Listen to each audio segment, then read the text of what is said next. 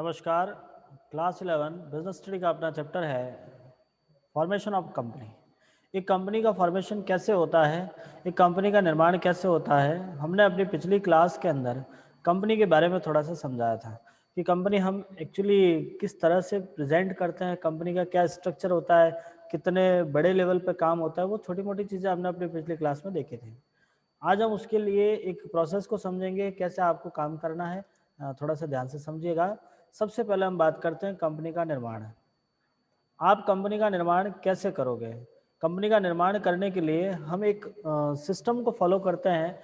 सबसे पहले हम ये बात करते हैं कि कंपनी का अस्तित्व तभी होगा जब कंपनी का रजिस्ट्रेशन होगा। बिना रजिस्ट्रेशन के कंपनी वैलिड नहीं होती है, मीन्स कंपनी का अस्तित्व ही नहीं माना जाता है। और सबसे पहले आपको कंपनी का रजिस्ट्रेशन कराना है। रजिस्ट्रेशन के लिए आपको रजिस्ट्रार के पास जाना होगा। जो सफिशिएंट डॉक्यूमेंट है वो सबमिट कराने पड़ेंगे, तब जाके आपकी कंपनी को कंपनी रजिस्ट्रार उसके इनकॉर्पोरेशन का सर्टिफिकेट जारी करता है। और जैसे ही सर्टिफिकेट जारी करेगा, आपकी कंपनी धीरे धीरे अपने अस्तित्व में आ जाती है। तो आपको जो निर्माण के संबंधित कुछ तथ्य लिखे हैं उनको थोड़ा सा पढ़कर समझने की कोशिश करते हैं कि कंपनी का अस्तित्व में तभी आती है जब कंपनी रजिस्ट्रार के कार्यालय में उसका पंजीकरण हो जाता है और रजिस्ट्रार उसे समामेलन का प्रमाण पत्र जारी करता है। समामेलन का प्रमाण पत्र मिलने के साथ ही उसका पृथक अस्तित्व हो जाता है तथा उनको अनेक अधिकार एवं शक्तियां प्राप्त होती है। जैसे ही आपको सर्टिफिकेट प्राप्त हुआ, उसके बाद आपको बहुत सारी शक्तियां, मतलब बहुत सारे अधिकार आपको प्राप्त हो जाते हैं। कंपनी का समामेलन इसके प्रवर्तक कराते हैं। देखिए, दो शब्द आते हैं। पहला शब्द है आपका समामेलन। समामेलन का मीन्स होता है कंपनी का निर्माण करना, बनना। इंग्लिश में इसको बोलते हैं इनकॉर्पोरेशन। कंपनी बनाई जाती है, जो बनाई जाती है उसी को हम समामेलन कहते हैं। और दूसरा आता है प्रवर्तक। प्रवर्तक का मतलब होता है जो कंपनी का जो स्ट्रक्चर तैयार करने वाला व्यक्ति है, कंपनी खोलने वाला व्यक्ति है, उसी को हम प्रवर्तक कहते हैं। कंपनी समामेलन की समस्त कार्यवाही को 4 भागों में बांटा है। मतलब कंपनी बनाने के लिए जो आप सिस्टम को फॉलो करते हो, जो तरीका अपनाते हो, उसको हमने 4 अलग अलग भागों में बांटा है। जिसमें पहला पॉइंट आता है प्रवर्तन कार्य की अवस्था, दूसरा है समामेलन की अवस्था, तीसरा लिखा आपको कुंजी अभिदान की अवस्था, और चौथा आता है आपका व्यवसाय प्रारंभ करने की अवस्था। मीन्स पहला पॉइंट हम यहाँ पे लिखते हैं कि प्रवर्तन की अवस्था क्या होती है, किस तरह से हमको काम करना है। तो एक सार्वजनिक कंपनी को व्यापार प्रारंभ करने से पूर्व इन चारों अवस्थाओं से गुजरना होगा। देखिए, हमारे पास कंपनियां अलग अलग प्रकार की होती है। प्राइवेट भी होती है, पब्लिक भी होती है, गवर्नमेंट भी होती है, नॉन गवर्नमेंट भी होती है, बहुत सारी कंपनियां हैं। तो हम एक प्राइवेट पब्लिक कंपनी की बात करते हैं कि यदि आपकी कोई पब्लिक कंपनी है, सार्वजनिक कंपनी जिसको कहते हैं, सार्वजनिक कंपनी को यदि स्टार्ट करना है, उसको निर्माण करना है, तो उससे पहले आपको इन 4 स्टेप से गुजरना कंपलसरी होता है।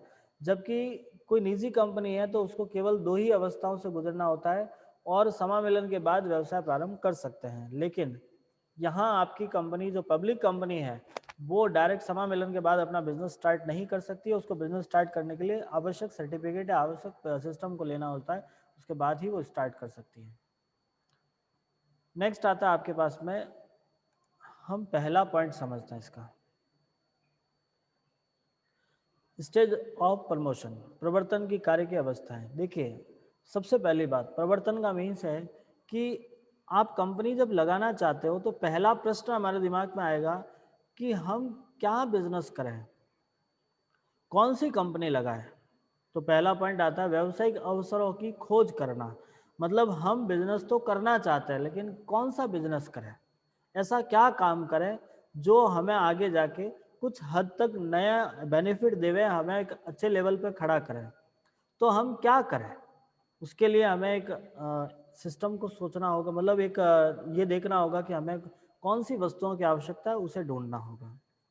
खोजे गए विकल्पों की लाभप्रदता की तुलनात्मक जांच करना। मतलब जो विकल्प आपने खोजे हैं, मतलब जब हम किसी पॉइंट के बारे में सोचते हैं कि मुझे बिजनेस करना है, तो हमारे पास एक नहीं बहुत सारे ऐसे ऑप्शन आते हैं कि मैं ये बिजनेस करूं, मैं ये करूं, मैं वो करूं, मैं करूं। उसमें से सबसे ज़्यादा किसमें बेनिफिट है, उसके प्रॉफिट एफिशिएंसी को थोड़ा सा देखना होता है। नेक्स्ट आता है रजिस्ट्रार से नाम की स्वीकृति लेना। आपने जो भी कंपनी का सोच लिया, मान लीजिए कि आप एक चौक बनाने की कंपनी खोल रहे हो, जैसे आपने चौक बनाने की कंपनी खोलना चाहते हैं। सोचा आपने कि चौक बनाएंगे, हम सब कुछ करेंगे, अच्छा करेंगे। अब इस चौक बनाने के लिए आपको इस कंपनी का नाम रखना होता है। अब इसका क्या नाम रखना होगा, हम अपने मर्जी से नहीं रख सकते, क्योंकि हो सकता है ये नाम किसी और ने रख लिया हो, किसी दूसरे नाम से रिलेटेड नहीं रख सकते, तो हमें कंपनी रजिस्ट्रार से कुछ परमिशन लेनी होती है नाम रखने के लिए। फिर होता है पार्षद सीमा नियम पर हस्ताक्षर करने वाले व्यक्तियों को सुनिश्चित करना। देखो, हमने कल आपको बताया था कि हमारे पास में दो बहुत ही महत्वपूर्ण प्रलेख होते हैं, पार्षद सीमा नियम और अंतर नियम। अब पार्षद सीमा नियम के अंदर जो व्यक्ति आपके साथ में जुड़ेंगे वो कौन कौन से होंगे, उनका नाम लिखना होगा, क्योंकि एक पब्लिक कंपनी को कम से कम 7 व्यक्ति होने अनिवार्य हैं। एक पब्लिक कंपनी के लिए कम से कम 7 व्यक्ति होंगे, तब जाकर ही कंपनी स्टार्ट होती है, बाकी नहीं हो सकती है। नेक्स्ट, पेशेवर वकील, अभिगोपक, दलाल, बैंकर की आदि की नियुक्ति करना। मतलब अपने से रिलेटेड जो प्रोफेशनल पर्सन है उनको आपको अपॉइंट करना होगा, जहां आपका वकील हो सकता है। अंडर राइटर क्या होता है, तो अंडर राइटर वो व्यक्ति होगा जो आपके शेयर बेचने की आपको गारंटी देता है। दलाल जो ब्रोकर होता है, देखो अंडर राइटर और ब्रोकर में थोड़ा सा फर्क है। अंडर राइटर आपको गारंटी देता है कि मैं आपके शेयर बेचूंगा, नहीं बिके हैं तो मैं खुद लूंगा, यदि बाय द वे नहीं बिके हैं तो मैं खुद ले लूंगा, लेकिन ब्रोकर ये गारंटी नहीं देता। बेचने का काम तो वो भी करता है लेकिन गारंटी नहीं देता वो। नेक्स्ट आता है आपका वैधानिक दस्तावेज तैयार करना, जो लीगल डॉक्यूमेंट है वो आपको प्रिपेयर करना होंगे। आगे बात करते हैं अपन समामेलन कैसे होगा। कंपनी का समामेलन किस तरह से होता है, तो ये कंपनी के समामेलन की दूसरी अवस्था मानी जाती है। समामेलन कंपनी अधिनियम 1956 या 2013, मैंने आपको कल बताया था कंपनी अधिनियम 2000 अभी वर्तमान में 13 चल रहा है, आपको 2013 के अनुसार आपको अपना रजिस्ट्रेशन कराना होगा।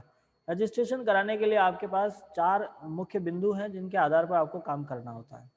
पहला पॉइंट आता है आवश्यक वैधानिक दस्तावेज रजिस्ट्रार कार्यालय में जमा कराना। जो भी आपके कंपल्सरी डॉक्यूमेंट है, जो नेसेसरी डॉक्यूमेंट है, उन्हें आपको कंपनी रजिस्ट्रार की ऑफिस में सबमिट कराना है, आपको वहां पे जाके देना होगा। नेक्स्ट आता है पंजीकरण राशि का भुगतान करना। देखिए, जब आप कंपनी का रजिस्ट्रेशन करा रहे हो तो रजिस्ट्रेशन फीस होती है और उस रजिस्ट्रेशन फीस को जमा कराना होता है। ये रजिस्ट्रेशन फीस आपकी ऑथराइज कैपिटल पर डिपेंड करती है। बात आती है ऑथराइज कैपिटल, देखो आपको यहाँ पे लिखा हुआ है अधिकृत पूंजी, ये वाला लाइन। अधिकृत पूंजी का मतलब हम ये समझते हैं कि हमारी कंपनी में आप कितना पैसा लगाना चाहते हो, एक कंपनी में आपकी अधिकतम पूंजी कितनी होगी, मैक्सिमम कैपिटल आप कितनी लगा सकते हो, उस आधार पर आपका रजिस्ट्रेशन फीस डिसाइड होता है। नेक्स्ट होता है रजिस्ट्रेशन। देखिए, उपरोक्त प्रपत्र एवं रजिस्ट्रेशन राशि सही पाए जाने पर रजिस्ट्रार कंपनी का नाम अपने रजिस्टर में लिख देता है।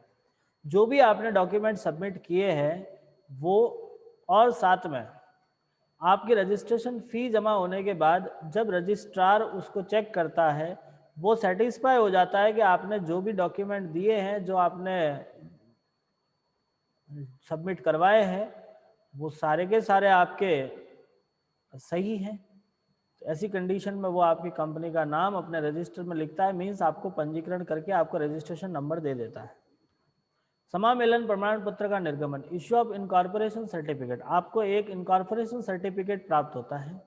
कंपनी रजिस्ट्रार कंपनी के नाम पर एक समामेलन प्रमाण पत्र जारी करता है। जो आपकी कंपनी है, जिस दिन आपका रजिस्ट्रेशन हुआ है उसी दिन आपको एक इनकॉर्पोरेशन सर्टिफिकेट इशू होगा, उसी तिथि से आपकी कंपनी एक वैधानिक पृथक अस्तित्व रखते हुए बन जाती है। तो ये थे आपके समामेलन की अवस्थाएं। नेक्स्ट हम बात करते हैं अपना थर्ड पॉइंट, पूंजी अभिदान की अवस्था, स्टेज ऑफ कैपिटल सब्सक्रिप्शन। देखो, जो पब्लिक कंपनी है वो ये पैसा बाहर से लाती है, लेकिन जो प्राइवेट कंपनी है वो तो अपना पैसा अपने इंटरनल लोगों से ले लेती है। कोई प्राइवेट कंपनी है तब तो उसे वो स्टार्टिंग वाले 2 काम करके अपनी कंपनी स्टार्ट कर सकती है, लेकिन एक सार्वजनिक कंपनी को आगे के 2 पॉइंट से भी गुजरना होता है, जिसमें तीसरा पॉइंट आता है पूंजी की अवस्था। पूंजी की अवस्था के अंदर एक निजी कंपनी अपने समामेलन प्रमाण पत्र प्राप्त करने के बाद बिजनेस स्टार्ट कर सकती है, लेकिन ये पैसा कैसे लेगी, सबसे पहले उनको सेबी से अनुमोदन मतलब अप्रूवल लेना होता है stock exchange board of India. आपके दिमाग में प्रश्न चला sir stock exchange board of India क्या होता है? तो सेबी एक भारत सरकार की गठित एक बोर्ड है। जितने भी प्रतिभूतियां हैं, प्रतिभूतियों का मतलब होता है हमारे पास जो शेयर है, डिबेंचर है, बॉन्ड है, मतलब जो कंपनी अपने इशू सिक्योरिटीज इशू करती है उनसे रिलेटेड एक बोर्ड बना हुआ है कि ना तो वो किसी पर्सन मतलब इन्वेस्टर को नुकसान हो ना कंपनी को नुकसान हो, उसके लिए एक बोर्ड तैयार किया हुआ है जिसको भारत सरकार संचालित करती है। उससे आपको सबसे पहले अनुमोदना करानी होगी, अप्रूवल लेना होगा आपको वहां से। पूंजी बाजार में अपनी प्रतिभूतियों को निर्गत करने के लिए आपको देखो पूंजी बाजार, बाजार अलग अलग प्रकार के होते हैं, बहुत सारे बाजार हैं। जिस प्रकार से दूसरे बाजार ऐसे कैसे कैपिटल मार्केट भी होता है। कैपिटल मार्केट के अंदर मतलब आप लोगों ने शेयर मार्केट के बारे में सुना होगा, जहां कंपनी के शेयर बेचे जाते हैं, खरीदे जाते हैं, उसी को हम शेयर मार्केट या कैपिटल मार्केट कहते हैं। अब आप अपना शेयर कैपिटल मार्केट में दो, इसके लिए आपको सेबी से अप्रूवल लेना होता है। सेबी से अप्रूवल लेकर फिर आप अपना शेयर कंपनी मतलब अपने शेयर मार्केट में इशू करवा सकते हो। सेकेंड पॉइंट आता है प्रॉस्पेक्टस, फिलिंग ऑफ प्रॉस्पेक्टस, प्रविवरण या स्थानापन्न प्रविवरण जमा कराना। देखो कंपनी रजिस्ट्रार के पास प्रविवरण जमा कराया जाता है। प्रविवरण का मतलब होता है कंपनी क्या काम कर रही है, कितना डिबेंचर, कितने शेयर इशू करेगी, क्या कितने रुपए में करेगी, वो सारे के सारे डॉक्यूमेंट मतलब एक रिटर्न डॉक्यूमेंट तैयार करके आपको कंपनी रजिस्ट्रार को भेजना होगा, जिसके अंदर आपको अपने शेयर और डिबेंचर से रिलेटेड सारे के सारे फैक्ट आपको उसमें लिखने होंगे, पॉइंट आपको उसमें लिखना होंगे। नेक्स्ट आता है बैंक ब्रोकर या अभिगोपक की नियुक्ति करना।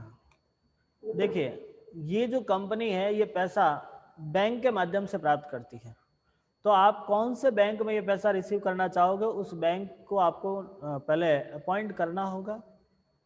साथ में आपके पास कितने ब्रोकर होंगे, जो शेयर बेचने वाला व्यक्ति होगा, आपके पास जो अंडर राइटर होगा उसकी आपको अपॉइंटमेंट देना होगा, उसी नियुक्ति करनी होगी, क्योंकि ये कंपनी खुद तो बेचने जाएगी नहीं भाई। कंपनी अपना शेयर खुद नहीं बेचती है, खुद थोड़ी ना जाती है कहीं बेचने के लिए। कंपनी को ये शेयर बेचने के लिए एक ब्रोकर रखना होता है, एक अंडर राइटर रखना होता है। नेक्स्ट पॉइंट काफ़ी इंपॉर्टेंट है, मिनिमम सब्सक्रिप्शन, जिससे कंपनी जितने शेयर इशू करना चाहती है उसका कम से कम 90% राशि प्राप्त होनी चाहिए, तभी आपके मतलब 90% आपकी एप्लीकेशन आएगी, तभी आपकी कंपनी अपना शेयर इशू कर सकती है, अदरवाइज नहीं कर सकती। स्टॉक एक्सचेंज में आवेदन करना, apply to stock exchange, company के अंश और ऋण पत्र के लेन देन के लिए कम से कम एक स्कंद विपणनी में आवेदन करना। मतलब एक जो स्टॉक एक्सचेंज होता है, स्टॉक एक्सचेंज मतलब वही शेयर मार्केट, किसी एक स्टॉक एक्सचेंज के अंदर आपको अपना एप्लीकेशन देना होगा कि मैं इतने शेयर इशू करना चाहता हूं। यदि अभिधान सूची के बंद होने की तिथि से 10 सप्ताह के अंदर स्कंद विपणन अनुमति प्राप्त नहीं होती तो आवंटन अवैध माना जाएगा। जैसे देखिएगा आपने जो स्टॉक एक्सचेंज के अंदर आपका एप्लीकेशन दिया है वो 10 सप्ताह के अंदर वहां से परमिशन प्राप्त नहीं होती है, तो ऐसी कंडीशन में आपने अलॉटमेंट किया तो वैसे रिजेक्ट माना जाता है और उसका पैसा आपको 8 दिन के अंदर वापस रिटर्न करना होगा। नेक्स्ट होता है शेयर अलॉटमेंट। मिनिमम सब्सक्रिप्शन प्राप्त करने के बाद और स्टॉक एक्सचेंज से परमिशन लेने के बाद आप अपना शेयर लोगों में इशू कर सकते हो। आपने जो एप्लीकेशन रिसीव की है उसके बराबर या उससे कम शेयर इशू कर सकते हो। आपने जितने एप्लीकेशन रिसीव किए उससे ज़्यादा शेयर नहीं दे सकते, बाकी जितने एप्लीकेशन आए हैं उसके बराबर या उससे कम आप एप्लीकेशन शेयर इशू कर सकते हो। आपके पास जो भी एप्लीकेशन आती है उससे रिलेटेड आप अपने स्टॉक एक्सचेंज के साथ में विचार विमर्श करके कुछ नई पॉलिसी के साथ में भी अपना डिवेंचर शेयर इशू कर सकते हैं। तो ये अपना थर्ड पॉइंट था। आई होप आपको ये समझ में आया होगा। इससे आगे वाला पॉइंट हम अपने अगली क्लास में समझेंगे।